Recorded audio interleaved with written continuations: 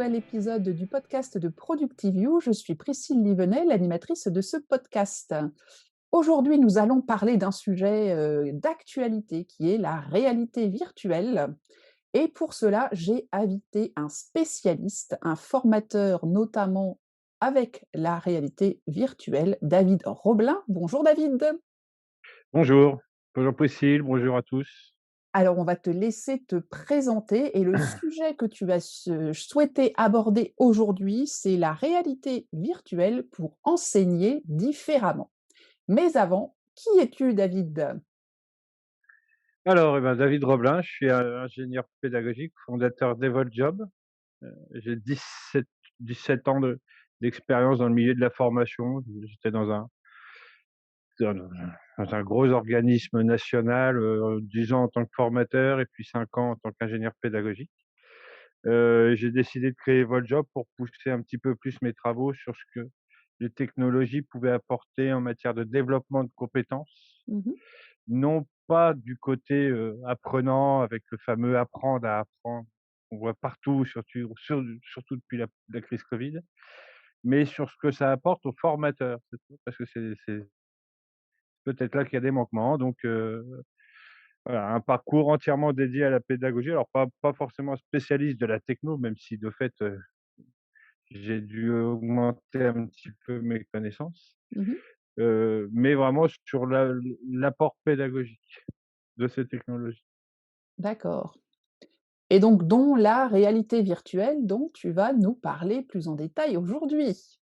Alors Alors pour la petite histoire quand même, hein, comment on s'est connus, l'an mmh. dernier, en fin d'année dernière, j'ai fait un petit «test» entre guillemets dans les bureaux de France Immersive Learning, une soirée, qui était organisée par, Mathieu Sabourin, que j'ai d'ailleurs interviewé, quelque temps après dans ce podcast, pour découvrir, ce qu'était la réalité virtuelle, et suite à ça, on m'a mis en contact avec David, qui effectivement forme à l'utilisation et aux usages de la réalité virtuelle. Voilà, comme ça la boucle est bouclée.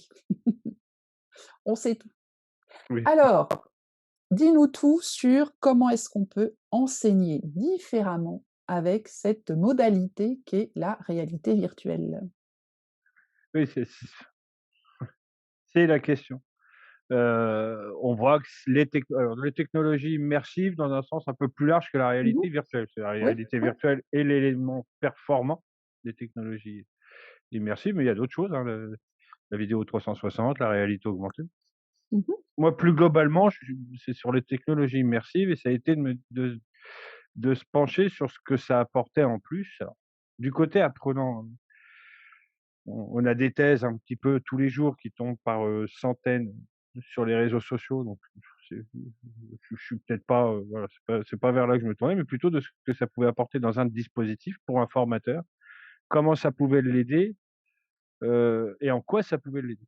Mmh. Heu, le 1er point, ça a été, alors même si tout le monde, et depuis la crise covid, encore une fois, on sait qu'il y a quelque chose sur une ressource hyper designée qui immerge plus, les apprenants dans des milieux, toujours plus réalistes, où on peut insérer des gestions de stress, des gestions de risques, qu'on ne pouvait pas faire avant, en formation classique, qui permettent de pouvoir aborder des compétences jusque-là, quasi impossibles.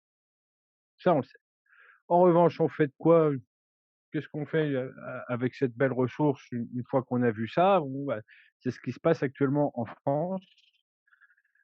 Parce que des simulateurs, parce que des casques de réalité virtuelle, il y en a dans beaucoup d'organismes de formation. Ça Mmh. existe, hein, depuis quand même un petit moment, c'est pas que depuis la crise covid, mais qui sont dans les placards ou dans les tiroirs parce qu'une fois l'effet waouh passé, bon, on sait pas trop quoi en faire.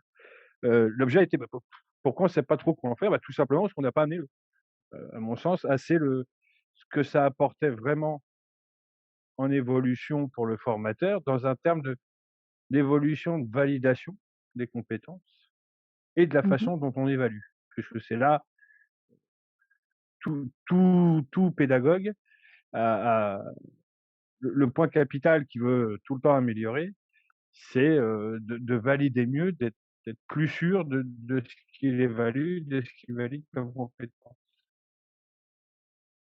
OK, je te laisse J'ai continuer. Vas-y, vas-y.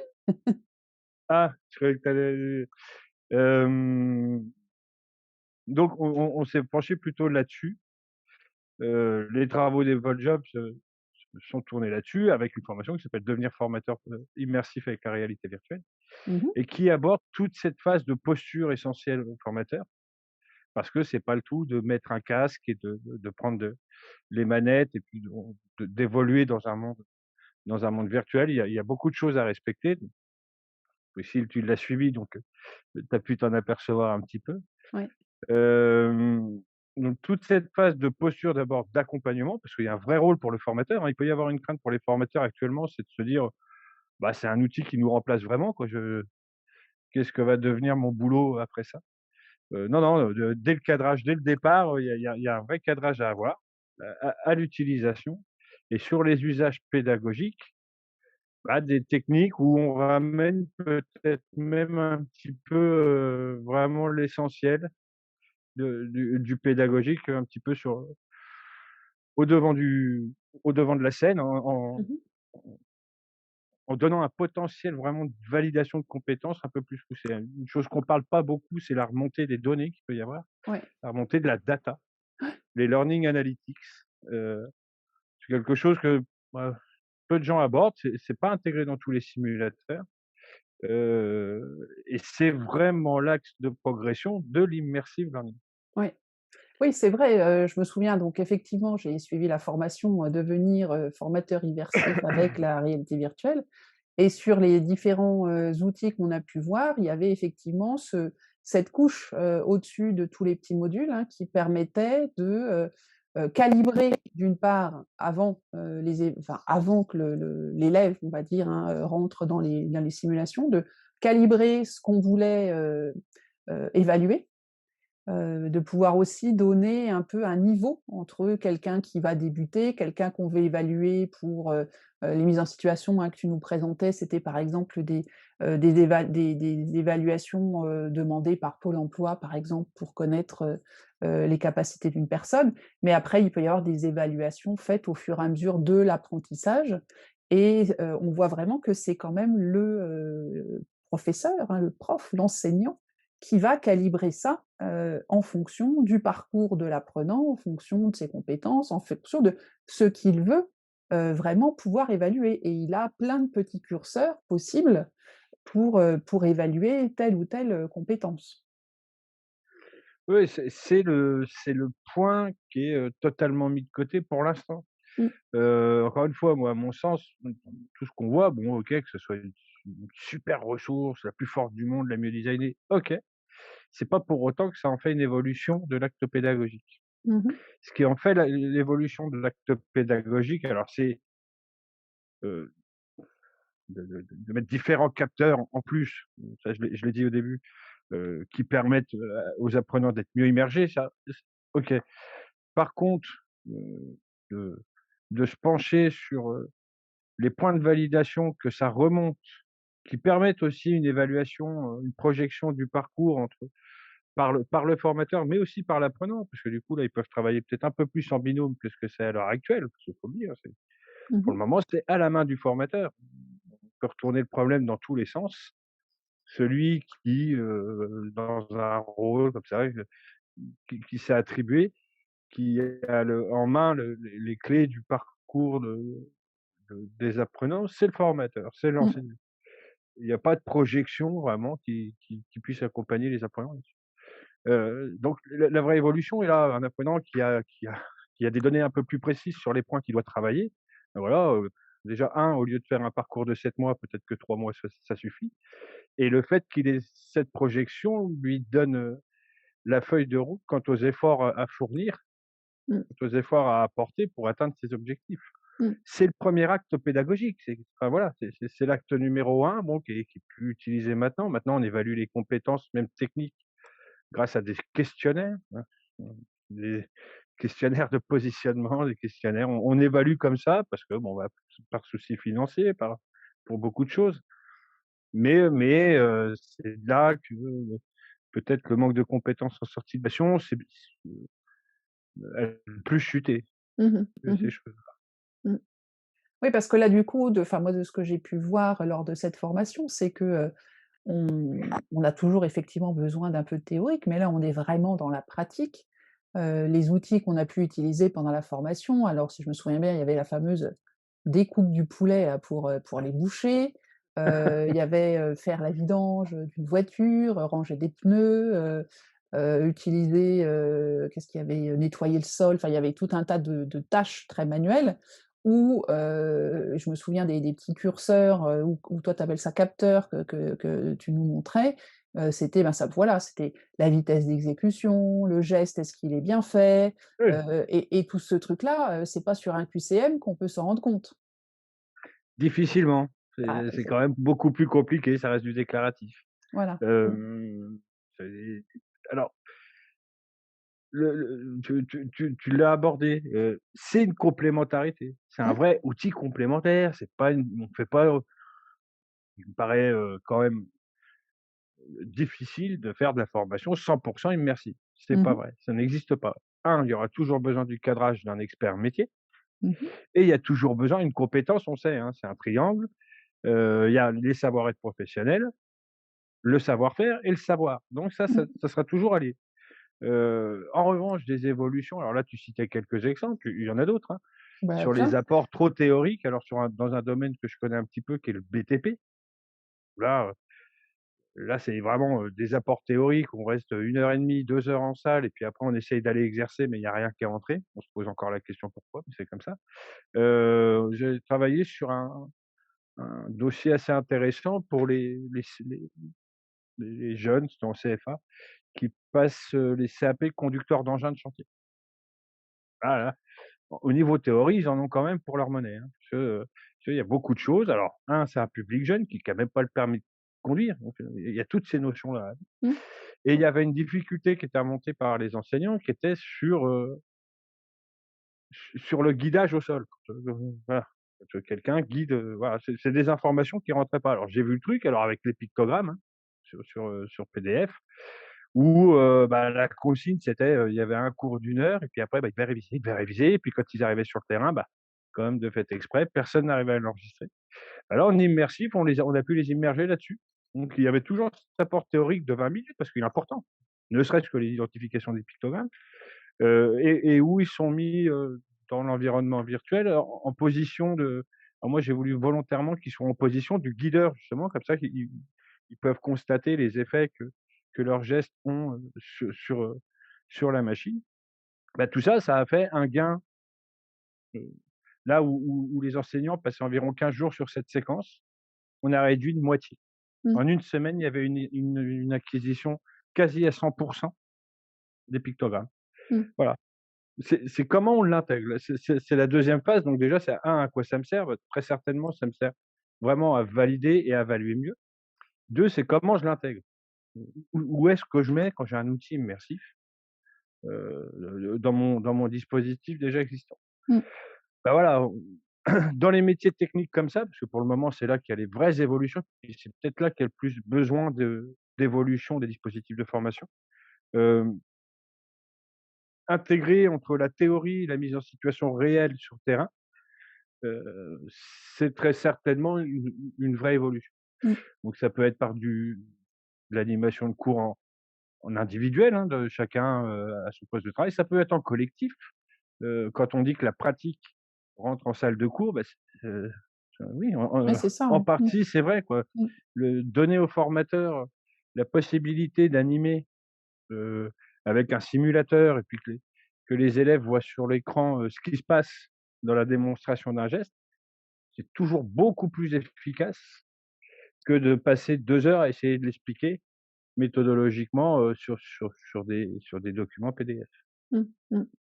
Oui, c'est clair et alors comme on le disait, un petit peu avant, il y a quand même beaucoup de métiers où ces techniques immersives sont utilisées depuis, très longtemps, Mais oui.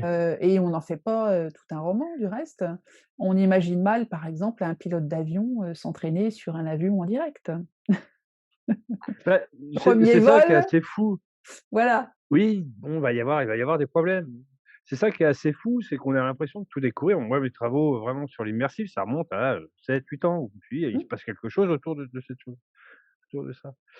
Quand on y regarde vraiment de près, alors il y a des secteurs même, hein, oui. un peu plus sérieux qui sont, dont ça fait quasi maintenant 50 des cursus. Alors pour en citer que quelques-uns, heu, les chirurgiens aux États-Unis, ça représente environ 40 des cursus où, bah, là, grâce même maintenant aux travaux d'imagerie, ils peuvent, faire les opérations, sur le cœur d'un patient, enfin sur l'image d'un cœur, Mmh mh. voilà, de faire les entraînements donc, en réalité virtuelle.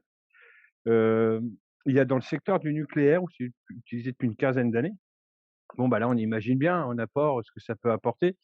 Parce que alors même s'il y a maintenant, il y a les contradicteurs de l'apprentissage par l'erreur, bah, il n'empêche que ça reste une vraie valeur, voilà, Ouais, pour ouais. identifier une erreur, encore faut laisser la possibilité de la faire. Et Bon il y a voilà, des les endroits où on erreurs, peut vraiment pas la faire en vrai. une erreur sur un réacteur nucléaire, bon, on imagine bien qu'on évite, donc on essaie les formations ont toujours été compliquées pour ces Mmh, personnes-là. Bon maintenant, bah, ils peuvent quoi, faire péter un réacteur nucléaire, dû à une erreur, mmh, savoir ce qu'il faut faire en cas de sécurité, parce que c'est un vrai apport de l'immersif aussi.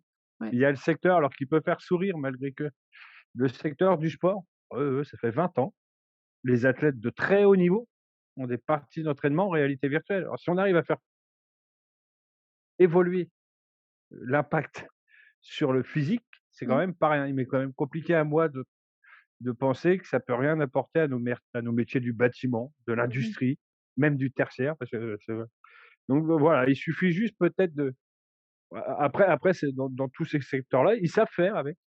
Ils savent la place de l'immersif dans un dispositif. mmh, mmh. Pour le moment, c'est là où on pêche, quoi. Pour le moment, on responsabilise l'apprenant en lui disant qu'il va apprendre vachement mieux. Mais encore une fois, ce que ça apporte au formateur, ça, on le sait pas trop encore. Et Mmh, c'est plus là qu'il faut aller vraiment, qu'il faut vraiment multiplier les efforts. mmh, mmh. Donc on a vu que ça apportait donc déjà aux formateurs une partie de, bah, d'avoir des une validation et des évaluations pardon, beaucoup plus, peut-être pertinentes. La place donc tu nous as dit idéalement entre la partie théorique et la mise en situation, sur le terrain, hein. Et puis on a même vu, enfin je me souviens, tu nous avais donné un exemple sur, le réglage d'une machine à bois là, qui mettait un temps fou, et on préparait en Ouais. virtuel pour, bah, déjà permettre à chacun de s'exercer, éviter de faire, trop de dépenses, trop de déchets de bois, lors des réglages multiples et nombreux. Donc c'est aussi un vrai apport aussi pour, le professeur parce que enfin moi je me souviens d'avoir vu, alors je ne sais pas si c'est toujours comme ça, mais, notamment quand, j'emmenais mes enfants visiter, faire des journées portes ouvertes et il m'est arrivé de faire des lycées techniques où on voyait, 2-3 machines maximum dans une salle.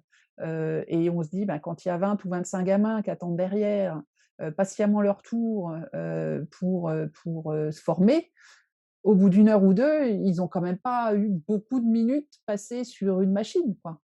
Heu et donc je pense que là, si on peut leur mettre un casque, alors peut-être pas à tous en même temps, hein, parce que c'est pas le but, mais en tout cas, on va quand même aussi gagner du temps et ils vont passer plus que 3 secondes à essayer de tester la machine, sur 2 heures de temps. Oui, oui, alors là, tu emmènes le sujet dans le dur. Vraiment, après on apporte vraiment ce que ça apporte et c'est complètement ça. D'abord de s'imaginer, bah, là tu parlais des machines à bois, c'est un très bon exemple parce que là en plus j'en ai derrière même un petit peu plus que ce que tu viens de prononcer. Heu, rien qu'un parc à machines à bois, pour installer des machines à bois, il faut un atelier de quatre, Mmh, 5, 600 carrés.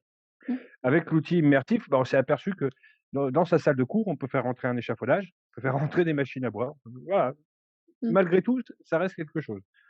C'est un vrai avantage. Sur le cas des machines à bois, le simulateur dont tu parles, je connais très bien.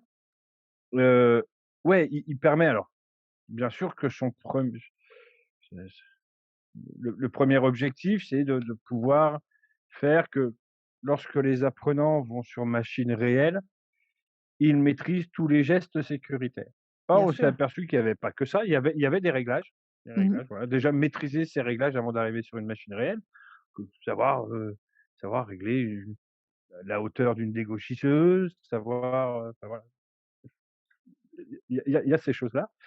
Et puis il y a surtout dans les gestes initiatiques, alors dans les initiations d'apprentissage dans un titre professionnel, menuisier agenceur, pour toutes ces phases où c'est juste apprendre à couper un bout de bois, avec une scie à ruban, enfin voilà, heu, c'est 1,5 m³ de bois d'apprentissage qui partent quasi directement à la benne, aux Mmh. déchets. Voilà, parce que l'utilisation alors, heu, on coupe, on coupe, on coupe, mais il y a un moment, c'est une allumette et ça devient dangereux, donc on peut plus couper. Heu, Parce qu'on parle beaucoup, hein, en ce moment aussi de l'éco-responsabilité en formation. On fait partie.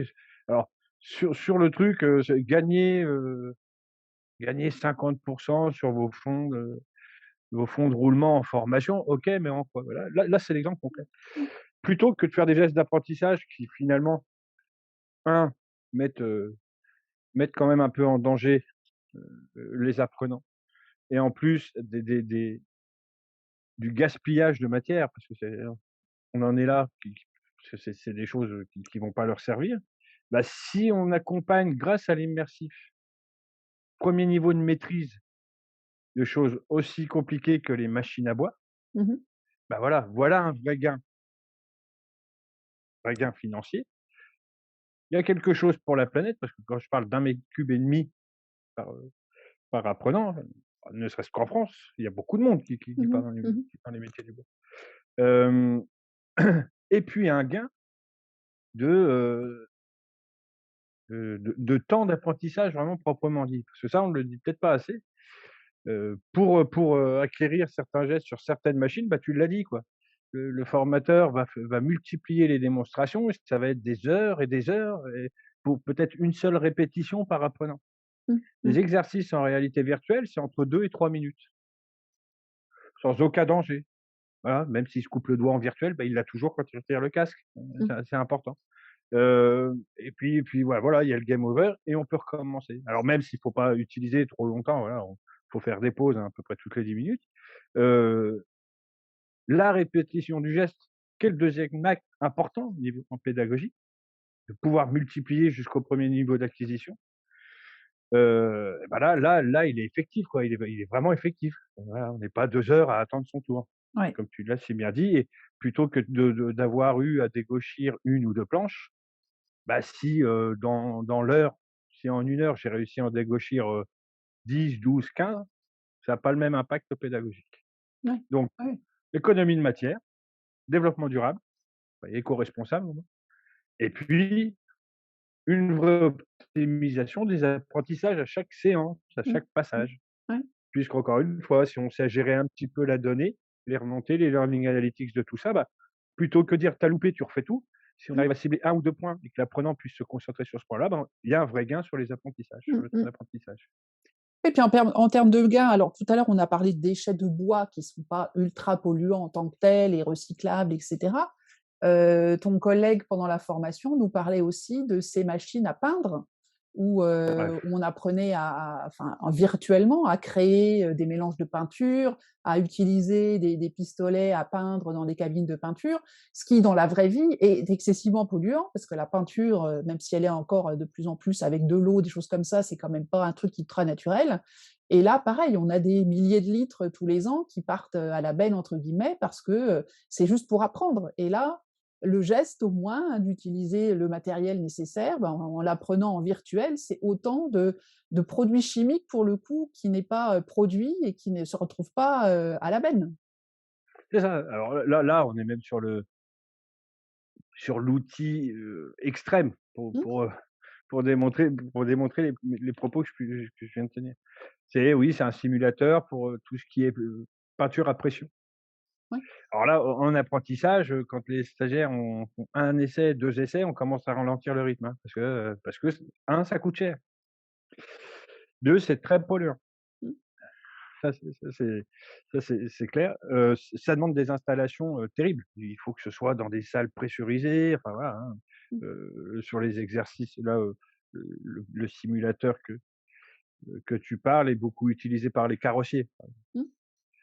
Bon, bah, là, on voit tout de suite l'effet, quoi. Alors celui-là est vraiment bien fait parce qu'il y a, quand on parlait de faire venir la pratique dans les salles de cours, alors là, il y a déjà tout un passage pour les réglages de pression sur le pistolet, alors que moi, j'y connais absolument rien, mais qui sont, voilà, tous les experts métiers nous ont dit: C'est d'un réalisme affolant, quoi. Ouais. Ils peuvent déjà démontrer avant d'aller le démontrer sur un vrai pistolet. Heu et puis les learning analytics qui remontent de ce simulateur, alors là, bon, ça c'est C'est un le Graal. simulateur qui a quand même déjà, oui, oui, qui a quand même déjà quelques années de bouteille, hein, qui est mis Ouais. à jour très régulièrement, mais là, le formateur et l'apprenant peuvent voir si les angles étaient bien respectés, parce que là, en peinture, c'est très technique, hein. Il y a Ouais, les angles, il y a ouais. la distance, il y a la vitesse, tout ça, ça peut impacter Mmh. sur le rendu. Bon, bah, là, tout ça remonte un à un, et encore une fois sur des exercices qui vont jusqu'à 3 minutes. Mmh. Mmh. Alors, au lieu de passer de 1 à 2 passages parce que, bah, faut pas trop gâcher la matière, et puis il y a les temps de nettoyage, et puis il y a toutes ces choses-là qui font que ça impacte directement sur les apprentissages. Là, il y a pas de temps de nettoyage, hein. On fait reset, on est reparti au départ. Enfin, Ouais, dans ouais. les apprentissages, c'est très important.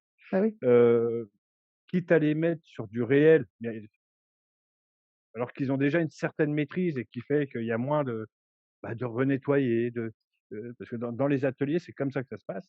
Mmh. Et ben, tout ça, c'est du gain aussi sur l'apprentissage. Alors là, l'impact sur l'environnement, sur les coûts, sur les possibilités de répétition du geste sur un simulateur comme la Mmh. peinture, ouais, c'est extraordinaire. C'est Mmh. Mmh. absolument extraordinaire. Mmh. Et je pense qu'avec tout, en plus, les remontées qui viennent après, enfin, qui reviennent, hein, de ces simulateurs, le formateur a vraiment tout le loisir, du coup, de travailler plus sur le geste technique plutôt que sur tout le reste, quoi, sur s'assurer que c'est propre, que chacun fait son tour, faire la police, machin. Donc, il est vraiment dans son vrai métier, quoi. Oui, ça le met dans une posture. Alors, tout le monde dit: «Faut que ce soit moins théorique». C'est pas forcément ça. Pas d'être moins théorique pour être moins théorique.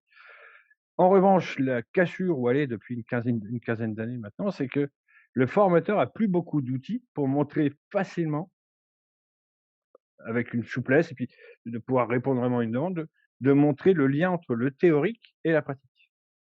C'est devenu très compliqué.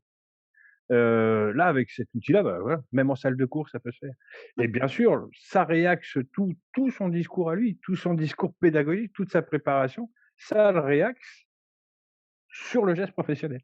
Mmh. Mmh. Ah là, ça le remet dans sa position de son métier de base, hein, Mmh. et Mmh. bah, ça ramène un petit peu de plaisir au travail, ouais. Mmh. Mmh. Alors, juste pour les personnes qui comprendraient pas trop comment ça fonctionne, hein, et on aurait peut-être dû prévoir une petite vidéo, il faudrait peut-être que j'essaye de trouver ça pour, ajouter sur les notes de ce podcast. C'est qu'en fait, pour expliquer un geste technique, comme tu disais tout à l'heure, faire le lien entre la théorie et la pratique et avant que les élèves se mettent, avec les casques et cetera, formateur peut très bien avoir son propre casque, expliquer quelque chose en théorie, montrer dans la pratique. Donc lui, il est dans son environnement virtuel et sur un écran, hein, les élèves vont suivre, hein, ce qu'il est en train de faire. Donc ils voient exactement ce dont le professeur parle en réel. C'est pas juste de la théorie, comme tu disais, avec du PDF ou du PowerPoint. Le professeur peut dire voilà, si je fais ça, ça fait ça, et il le montre en vrai, quoi. Il le voit tout de C'est suite ça. sur l'écran.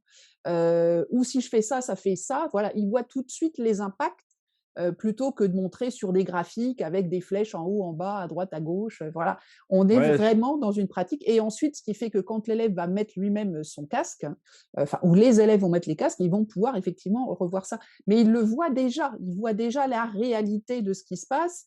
Et comme tu l'as dit, que ce soit être sur un échafaudage, un geste de sécurité, éteindre un incendie, enfin voilà, couper une planche, chose que jusque-là, on peut difficilement faire, en tout cas pas tout, dans une salle de cours. ah bah, oui, c'est très compliqué, ouais, ouais, éteindre un incendie, oui, c'est même dangereux, hein, voilà, c'est plutôt déconseillé.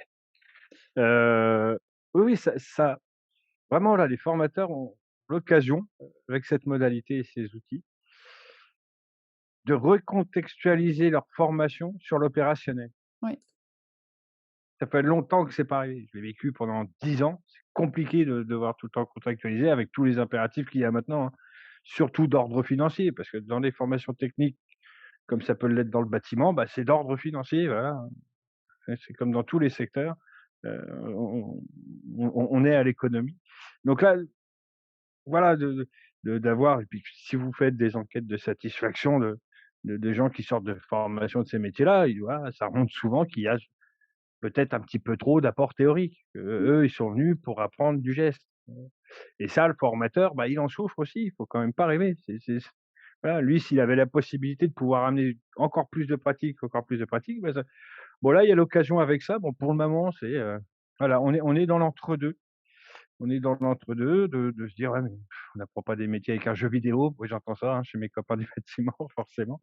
Heu, mais c'est pas que les seuls, mais si on entend ça, c'est surtout parce que, voilà, on s'est pas beaucoup penché de Pour les apports réels. l'utilisateur de l'utilisateur qu'est le formateur. Mmh mh. On se penche sur le apprendre à apprendre, enfin, moi je peux plus le digérer, le apprendre à apprendre. Il est temps de s'occuper des professionnels de l'enseignement, de les accompagner parce qu'ils en ont besoin. Ils ont besoin d'évoluer. Alors oui, ils disent: «Ouais, ça fait 20 ans qu'on est dans la formation». Oui, mais ça a beaucoup bougé. Et peut-être moi je serais plutôt sur le apprendre à enseigner avec ces technologies. Là, Mmh. ouais, faut Mmh. vraiment se pencher là-dessus. Ouais. C'est là que le bas blesse. Et alors du justement, comment ils peuvent apprendre à enseigner avec cette technologie, les enseignants qui sont intéressés, qui nous écouteraient? Alors, il y a, il commence à avoir des cursus de formation assez intéressants. Moi, je travaille aussi avec, Immersive Learning Lab, France Immersive Learning, là, qui est vraiment une association dédiée aux usages, Mmh mh. pas seulement à l'utilisation, mais aux usages de technologies immersives. Il y a une formation qui s'appelle, bah, on parle depuis tout à l'heure, hein, Devenir formateur immersif, que j'ai créé en collaboration avec un concepteur de solutions virtuelles. Alors ça, c'est peut-être là l'innovation du siècle, parce que c'est la première fois qu'un concepteur de solutions et que d'un côté pédagogique, il y a une collaboration pour créer un contenu de formation. Mmh. Ça veut bien dire qu'on veut vraiment pousser, vers, vers, la maîtrise de ces usages, donc c'est avec la société Nimbus, qui s'appelle, Devenir formateur immersif avec la réalité virtuelle. Bah, là, voilà, hein, ne serait-ce que sur les exemples que tu as donnés, pour l'avoir suivi il y a quelques semaines, Mmh on mh. est vraiment sur l'évolution de posture, due à la technologie. Alors, moi, ça me plaît toujours d'imaginer que si on avait pensé ça il y a 15 ans, pour le formateur distanciel, on n'aurait peut-être pas connu toutes les déconvenues qu'on a connues pendant la crise Covid, hein, parce que pareil, le distanciel, tout le monde maîtrise, mais on a vu qu'on n'y était pas forcément durant la crise Covid. Il y a eu beaucoup bon, bah, là, voilà, Oui, alors tu sais, on se dit on dit pendant la crise Covid. Personnellement, j'interviens, maintenant dans une école de commerce, alors que j'ai la chance d'intervenir en présentiel, puisque je suis une des seules, profs d'ailleurs qu'ils ont en présentiel. Et quand je vois, dans d'autres secteurs, quelques-uns de mes petits collègues, qui pourtant ont fait du distanciel pendant quand même quelques années, venir me demander conseil alors que ça fait 3 ans qu'ils devraient être à peu près d'équerre maintenant, hein, je oui, pense oui. que voilà. Je me dis qu'il y en a encore beaucoup qui ont loupé le coche, hein. Ouais, mais alors c'est pas que je veuille me faire le chevalier blanc des formateurs, mais je l'ai vécu, alors surtout dans ces conditions-là. Heu, jusque-là, parce que la technologie et la formation, c'est une vieille histoire de «je t'aime moi non plus», hein. C'est quand même pas d'hier où on a fait le coup de leur amener la technologie. «Ouais, c'est la technologie miracle, avec ça, vous allez voir, c'est facile, les LMS, les papapam». Voilà, ça, c'était le langage commercial dans le fait, quand on se retrouve tout seul avec ses apprenants et derrière son ordinateur, c'est pas tout à fait et il y a cet amalgame de dire: «Oh bah, c'est un formateur, il saura faire». Voilà, et le problème est venu là, quoi. Il y a pas eu beaucoup d'accompagnement et pour le formateur distanciel, bah, peut-être ça nécessitait des accompagnements. On Mmh mh. voit maintenant, hein, des contenus de formation plutôt très intéressants pour accompagner à cette modalité. Bon, voilà, après on peut pas s'occuper de tout. Moi, c'est vraiment sur l'immersif que je veux aller. Bah, on en est là, quoi. Ouais, faut évoluer. Ouais, c'est des nouvelles postures. Ouais, c'est des nouvelles choses à accumuler. Alors, le truc, est-ce que ça fait plus de travail? Non, comme toute chose qu'on maîtrise. Bien souvent, même quand il y a la technologie, c'est que ça allège un peu, cette sensation de surcharge de travail. Mais ça s'apprend et oui, même les formateurs chevronnés ont besoin d'évolution. C'est quand même c'est c'est le premier axe de la formation professionnelle comme c'est vu en France, quoi. C'est l'évolution tout au long de la vie. Bah, ce secteur-là, il n'y échappe pas. Mmh. Il doit évoluer, les techniques doivent évoluer. Enfin, quand on voit encore le nombre de PDF, de PowerPoint qui finissent même à la poubelle en fin de formation, bon, c'est qu'il y a quand même quelque chose à aller changer Et et pourtant, mais comme ça tu passe l'as par dit, l'accompagnement. oui, comme tu l'as dit, la formation en France et en tout cas toute entreprise est censée accompagner ses salariés à la mise en adéquation du poste face aux nouvelles technologies. Mais ouais, ah mais le Mais formateur, on c'est dit, vraiment voilà, c'est peut-être, spécial, hein. l'histoire du cordonnier le plus mal chaussé. Mais c'est exactement ça. Ouais, je vraiment, c'est assez sensationnel à voir quoi, de voir les gens: «Ouais, mais tu es formateur, tu arriveras à t'en sortir». Bah non, non, Il y a non, pas de non, non, raison. il y a pas quelque chose qui m'oblige à devoir maîtriser toutes ces choses-là. Mmh Oui, mh. c'est le cordonnier le plus mal chaussé. Il faut pas croire vraiment, ils le vivent pas bien, donc il arrive un moment, bah voilà, ils continuent avec leur pratique parce que c'est plus simple. Mmh mh. Heu, malgré ils savent, hein, il y aurait quand même des choses à améliorer. Bon, bah, là, il y a une occasion, quoi. Mmh Il mh. y a vraiment une occasion d'y aller. Heu, oui, c'est l'axe numéro un de la pédagogique, d'évoluer tout au long de la vie. Alors en plus sur le formateur là, enfin, quand je vois certains discours, certaines choses qui se passent, il doit accompagner au métier de demain, accompagner, digitalisation du métier. Ça va, on leur a même pas montré comment marchait un casque réalité virtuelle, donc un peu moins de pression peut-être sur les formateurs Ouais, et puis, quitte à ce qu'ils accompagnent, bah, faut les accompagner d'abord eux. on est C'est comme ça que d'accord, ça marche, hein. on est d'accord. OK, donc on voit qu'ils ont, donc des programmes, hein, qui peuvent leur permettre, bah, de commencer à maîtriser un petit peu ces nouvelles technologies et de savoir, comment est-ce qu'on utilise cette modalité en complément du reste de ces cours. Exactement, en complément, c'est une belle complémentarité pédagogique, c'est pas, non, c'est pas encore avec la réalité virtuelle que vous serez éliminé du champ, de la politique d'emploi en France. Ça, c'est une certitude. OK, très bien. Alors, bah, écoute, c'était extrêmement, intéressant, David, d'échanger avec toi sur, tous ces sujets. Merci beaucoup pour ces apports et j'espère que ça aura donné, bah, envie à d'autres personnes, hein, d'en savoir plus sur, les usages réels et pas les usages rêvés, Oui, de la réalité virtuelle, pour vraiment la formation, hein. Là, on n'est pas, en train de parler, du jeu, de la mé du métavers et j'en passe. On est vraiment dans non, du concret. Qu'est-ce qu'on peut faire avec pour vraiment améliorer, le quotidien des formateurs et des apprenants avec des choses extrêmement concrètes, avec des apports, qui sont mesurés, avec, des économies en plus potentielles et des temps d'apprentissage qui peuvent être raccourcis parce qu'on va beaucoup plus pratiquer et qu'en faisant, on le sait, hein, on apprend plus en faisant qu'en écoutant juste de la théorie. Merci beaucoup, David. Alors, je ne vais pas te lâcher avant les 3 petites questions obligatoires. et Donc la oui. première question, c'est, un livre que tu aimes, bah, particulièrement et que tu vas, recommander ou offrir ou que voilà, tu relis, Alors que j'aime particulièrement recommander, offrir, je ne sais pas, mais d'accord, c'est le journal d'Anne Frank, voilà. d'accord, OK. Qu'est-ce qui te plaît beaucoup dans ce livre? Bon, alors le journal d'Anne Frank, la V3, qui cumule vraiment tous les témoignages. Je Oui. précise parce qu'il y en a plusieurs. Qu'est-ce qui me plaît beaucoup? Ouais, c'est le fait historique est quand même très Mmh. lourd. Dire ce qui me plaît, heu, mais ce pouvoir d'adaptation qui D'accord. peut ressortir de ce je La je vais rester résilience? prudent Oui. parce on peut être maladroit, mais voilà, ce pouvoir qu'a pu avoir cette jeune fille, Mmh. Mmh mh. qui OK, qui peut être encore à la portée de très bien, merci beaucoup. 2e question, un mantra, un proverbe, une petite phrase là que qui te suit? le meilleur moyen de prévoir le futur, c'est de le créer. Mmh. Peter Drucker, en ma D'accord. grand magnat Oui.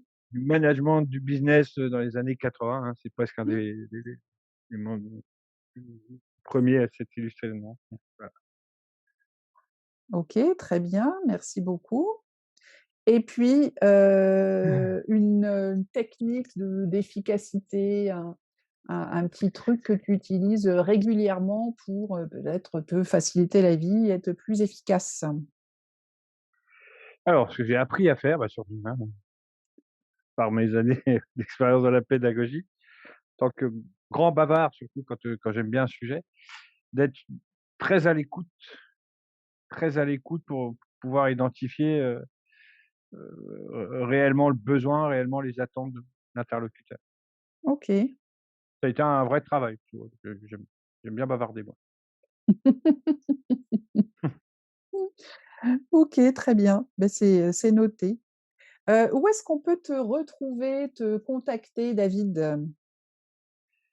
Ah alors me contacter, alors il y a un site, bon, Mmh mon mh. site, alors ce sera sûrement le plus simple, OK, evoljob.fr, d'accord. evol-job.fr, donc une entreprise que j'ai créée il y a 2 ans et demi, où là, il y a une page contact et autrement le profil LinkedIn, OK. qui marche bien. Vous pouvez voir aussi un petit peu on peut voir un petit peu sur les différentes choses où je vais. Alors Mmh. j'essaie de moi je suis moi j'aime pas trop partir dans tous les sens, voilà, c'est beaucoup sur l'immersive learning, beaucoup d'accompagnement aux OF, mais aussi beaucoup d'accompagnement aux développeurs, ça c'est la Mmh. surprise, hein. C'est d'ailleurs, c'est sûrement le premier secteur technologique Ouais.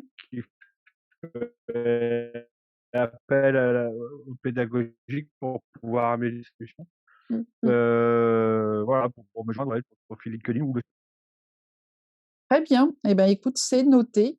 Merci mille fois, David, de cette entrevue. C'était extrêmement agréable de discuter avec toi, très passionnant. On aurait pu parler des heures sur tout un tas de eh sujets, oui. mais voilà. Peut-être une autre fois sur une autre thématique. Merci à tous de nous avoir suivis et puis, j'espère vous retrouver prochainement dans une prochain épisode de Productive You. À très bientôt. Bye bye. Au revoir.